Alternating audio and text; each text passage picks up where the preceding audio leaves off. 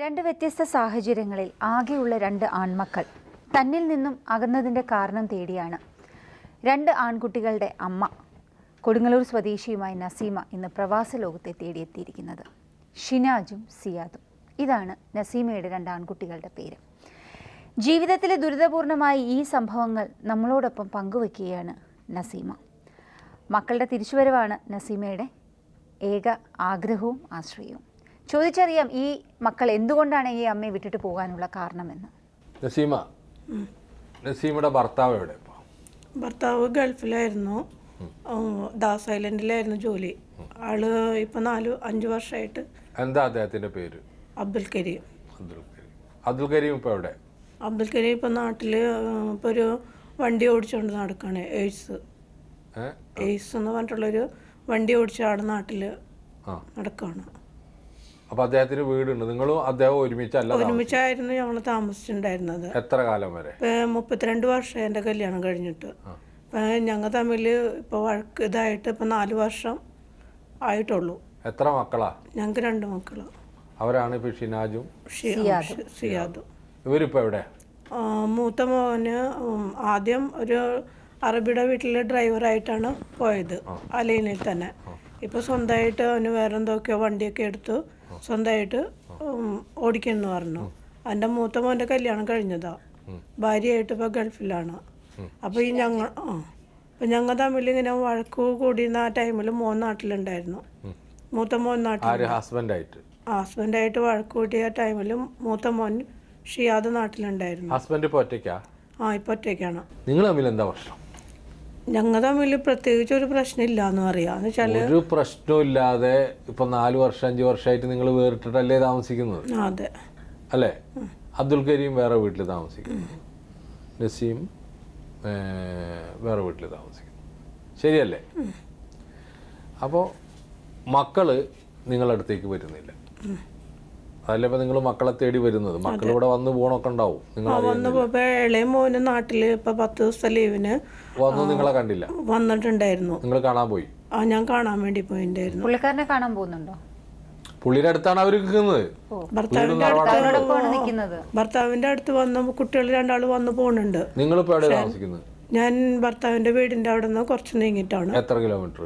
ഒരു 1 kilometre. 1 kilometre മാറിയിട്ടാണ് നിങ്ങൾ താമസിക്കുന്നത്. കൊടുങ്ങല്ലൂർ എവിടെയാണ് ഭർത്താവ് താമസിക്കുന്നത്? കൊടുങ്ങല്ലൂർ ആമണ്ടൂർ എന്ന് പറയും. ആമണ്ടൂരാണ്. നിങ്ങളൊരു സ്വന്തം വീട്ടിലാണ് നിങ്ങളും താമസിക്കുന്നത്, അദ്ദേഹവും താമസിക്കുന്നത്. നിങ്ങളുടെ കൂടെ നിങ്ങളുടെ ആരാണ്? ഉമ്മയുണ്ട്. അപ്പൊ ഉമ്മയും മകളും കൂടെയാണ് താമസിക്കുന്നത്, അല്ലേ? അബ്ദുൽ കരീം നിങ്ങളുമായിട്ട് വേണമെങ്കിൽ ഒരു ചെറിയ ഇതിലാണ്, അകൽച്ചയിലാണ്, ശരിയല്ലേ ഞാൻ പറയണത്?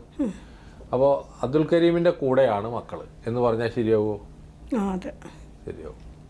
നിങ്ങളെ ആയിട്ട് മക്കൾ വരുന്നില്ല, നിങ്ങളുടെ അടുത്തേക്ക് വരികയോ ഉമ്മയെ കാണുകയോ ഉമ്മയെ സഹായിക്കുകയോ ചെയ്യുന്നില്ല. നിങ്ങൾക്ക് എന്തെങ്കിലും നിങ്ങളുടെ വഴക്കുമായിട്ട് ബന്ധപ്പെട്ട് നിങ്ങൾ ഏതെങ്കിലും തരത്തിലുള്ള കോടതിയെ സമീപിക്കുകയോ എന്തെങ്കിലും ഇതായിട്ടുണ്ടോ? കേസ് നടന്നുകൊണ്ടിരിക്കുക. അപ്പോൾ നിങ്ങളും ഭർത്താവും തമ്മിൽ വഴക്ക് മാത്രമല്ല കേസുമുണ്ട്, അല്ലേ? നിങ്ങൾക്ക് ഭർത്താവ് എന്തെങ്കിലും ചെലവിന് തരുന്നുണ്ട്? ഇപ്പം 1500 രൂപ വിധിയായിട്ടുണ്ട്. ഇപ്പം 2 മാസമായിട്ട് 1500 രൂപ വെച്ചിട്ട് തരുന്നുണ്ട്. ഇപ്പം നിങ്ങളുടെ ആവശ്യം എന്താ ഞങ്ങളുടെ മുന്നിലുള്ളത്? ഇപ്പം എൻ്റെ ആവശ്യം എന്ന് വെച്ചിട്ടുണ്ടെങ്കിൽ ഭർത്താവ് കുട്ടികൾക്ക് എന്തൊക്കെയോ പറയണമെന്നുണ്ട്, സംസാരിക്കണമെന്നുണ്ട്. പക്ഷെ ഭർത്താവ് അതിനിട്ട് സമ്മതിക്കുന്നില്ല. നിങ്ങളെ മക്കള് നിങ്ങളടുത്ത് പ്രായപൂർത്തിയായ ആളുകൾ, ഒരാൾ കല്യാണം കഴിച്ച ആളാ, അല്ലേ? ഒരാൾ കല്യാണം കഴിക്കാറായ ആൾ. അവർക്ക് നിങ്ങളടുത്തേക്ക് വരാൻ വാപ്പ എന്ത് വികാസം സൃഷ്ടിക്കാൻ അവർക്ക് വേണമെങ്കിൽ എപ്പോൾ വേണമെന്നുള്ളൂ നിങ്ങളുടെ അടുത്തേക്ക്. നല്ല ഒരു കുടുംബ അന്തരീക്ഷമല്ല നിങ്ങളുടേത് എന്നാണ് ഞാൻ മനസ്സിലാക്കുന്നത്. ഇതെങ്ങനെ പരിഹരിക്കണം? ഇപ്പോൾ ഓൾറെഡി കോടതിയിലാണ് കേസ്. അല്ലേ, കോടതിയിലത്തെ ഒരുവിധം ഇതൊക്കെ തീർന്നു. അവിടുത്തെ കേസും കാര്യങ്ങളൊക്കെ ഒരുവിധം കഴിഞ്ഞു. അതിൻ്റെ ഭാഗമായിട്ടാണ് 1500 രൂപ വെച്ചിട്ട് നിങ്ങൾക്ക് തരാൻ വിധിച്ചത്. എനിക്കെന്ന് വെച്ചാൽ ഈ പറഞ്ഞ ട്യൂമറായിട്ട് യൂട്രസ് റിമൂവ് ചെയ്തതാണ്. അപ്പോൾ അതിൻ്റെ ചെക്കപ്പും കാര്യങ്ങളൊക്കെ ആയിട്ടൊന്നും ഈ ഇളയ മോനെ ഞാനും എൻ്റെ ഉമ്മയൊക്കെ കൂടെ നല്ല രീതിയിൽ ഗൾഫിലേക്ക് പറഞ്ഞു വിട്ടതാണ്. അവൻ ചെന്നിട്ട് ജോലി കിട്ടിയതോ അറിയിച്ചില്ല. അന്ന് എന്തെങ്കിലും ജോലി കിട്ടി, ശമ്പളം കിട്ടി, ഇതൊന്നും അവൻ ഇതുവരെ അറിയിച്ചിട്ടുമില്ല, ഇതുവരെ ഒന്നും തന്നിട്ടില്ല. ഇപ്പം മൂത്ത മോനും അങ്ങനെ തന്നെയാണ്.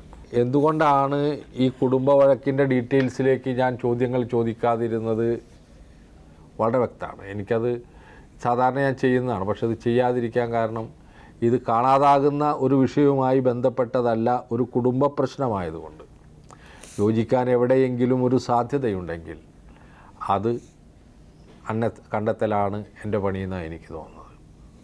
അപ്പോൾ വേണമെങ്കിൽ ചാനലിന് എരിവും പുളിവും കൂട്ടാൻ വേണ്ടിയിട്ടൊക്കെ, അല്ലെങ്കിൽ പ്രേക്ഷകരുടെ മനസ്സിലേക്ക് ഇവരുടെ വിഷയങ്ങളൊക്കെ ഒന്ന് അറിയാനൊക്കെ എല്ലാവർക്കും ആഗ്രഹമാണ്. പക്ഷെ അത്തരത്തിലുള്ള ഒരു പരിപാടിയല്ലല്ലോ ഞങ്ങളുടേത്.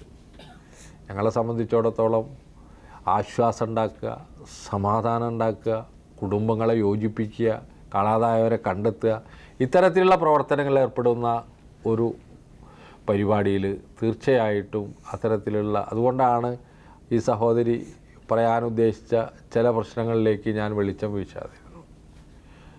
അതുപോലെ അവർക്കും അവർ മറ്റു ചില കാരണങ്ങളും പലതും എന്നോട് പറഞ്ഞു. ഞാൻ അതിലേക്കൊന്നും കടക്കുന്നില്ല. പറ്റുമെങ്കിൽ നല്ല നിലയിൽ പോവുക നല്ലത്. അതാണ് നിങ്ങളോടും എനിക്ക് പറയാനുള്ളത്. എൻ്റെ കുട്ടികളും എനിക്ക് നിങ്ങളുടെ എല്ലാ വിഷമവും മനസ്സിലായി. നിങ്ങളുടെ ഒരു അവസ്ഥ ഇപ്പോൾ എനിക്ക് മനസ്സിലായി. മക്കൾ ഇതൊക്കെ മനസ്സിലാക്കിയിട്ട് മക്കളാണ് നേതൃത്വം കൊടുക്കേണ്ടത്. ഉപ്പയെയും ഉമ്മയെയും ഒന്നിപ്പിക്കാൻ മക്കൾ രണ്ടുപേരും കൂടിയിട്ട് നേതൃത്വം നൽകണം. മക്കളുടെ കടമയാണ്. നിങ്ങൾക്ക് ഉമ്മയുടെ സ്വത്തും കിട്ടും, വാപ്പയുടെ സ്വത്തും കിട്ടും, ഒക്കെ കിട്ടും. പക്ഷേ അവരുടെ ജീവിതം ഇത്തരത്തിലാക്കരുത്.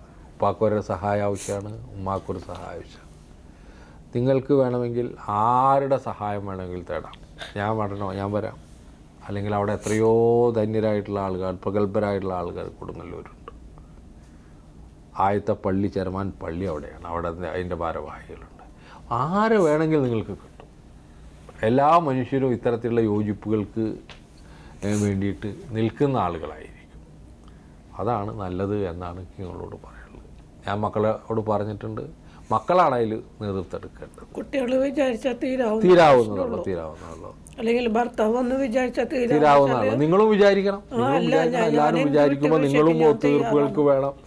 അപ്പോൾ എന്തായാലും എല്ലാവരും ഒന്ന് തളർന്നിട്ടുണ്ടാവുമെന്നാണ് എനിക്ക് തോന്നുന്നു. ഓടി ഓടി എന്ത് വിട്ടുവീഴ്ചയ്ക്ക് ഞാൻ തയ്യാറാണെന്ന് ആദ്യമേ തുടങ്ങി ഞാൻ പറഞ്ഞിട്ടുണ്ട്. 2-3 പ്രാവശ്യം ആൾക്ക് വിളിച്ച് സംസാരിക്കുകയും ചെയ്ത്. പക്ഷെ പ്രത്യേകിച്ച് പറയത്തക്ക കാരണങ്ങളൊന്നും ആയിക്കോട്ടെ. അപ്പോൾ ചെറിയ ചെറിയ കാരണങ്ങൾ ആളുകൾ ഊതി ഉറപ്പിച്ചിട്ടുണ്ടാവും. അതൊക്കെ പൊറുക്കുക, അതൊക്കെ വിട്ട് കളയുക. അതൊന്നും പോയി വെറുതെ അത് കൊണ്ടു നടന്നിട്ട് മയ്യത്തിന് ഭാരാവുക എന്നല്ലാണ്ട് എന്താ കാര്യം? ഒരു കാര്യമില്ല. എല്ലാവരോടും ഇതാ പറയാനുള്ളത്. നിങ്ങൾ സമാധാനമായിട്ട് പോകാൻ ഒരു വഴിയുണ്ടാവും കേട്ടാ, ഉറപ്പാണ്.